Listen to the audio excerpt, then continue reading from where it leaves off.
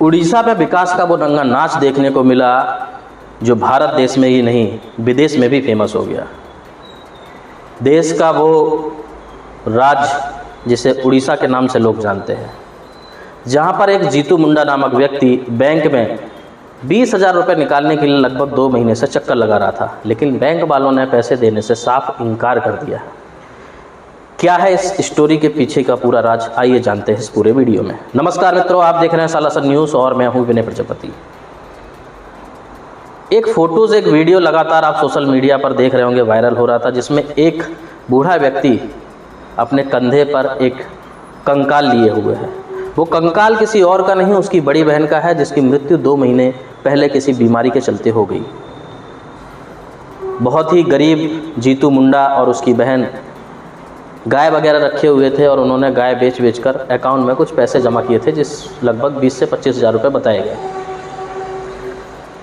बहन की मौत हो जाने के बाद जीतू को कर्ज चुकाने के लिए और घर का खर्चा चलाने के लिए लगभग उन 20,000 रुपयों की बहुत ज़्यादा सख्त ज़रूरत थी। लेकिन 2 महीने तक, लगभग 60 दिनों तक लगातार बैंक के चक्कर काटते रहा। जीतू को बैंक वालों ने साफ मना कर दिया कि जिस व्यक्ति के खाते में पैसे हैं, जब तक आप उसको लेकर नहीं आएंगे तब तक पैसा आपको नहीं मिलेगा।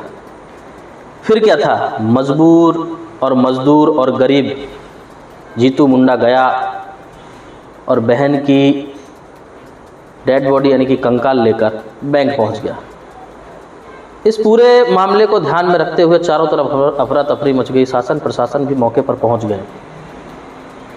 फिर क्या था, तुरंत के तुरंत जीतू को 20 की जगह 30,000 रुपये इनाम में दिए गए और उसको तुरंत सर्टिफिकेट भी दिया गया, डेथ सर्टिफिकेट बहन का।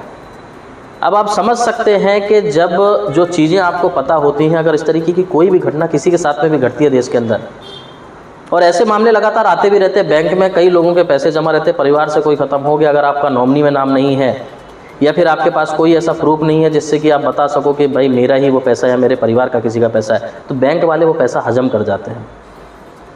ईमानदारी, सच्चाई, जागरूकता और सरकार का काम या फिर उस बैंक का काम ये होता है कि आप उस घर पर जाएं, वहाँ पर तपास करें या फिर आस पड़ोस से पूछें, जब उसके पास कोई एविडेंस ना हो तो।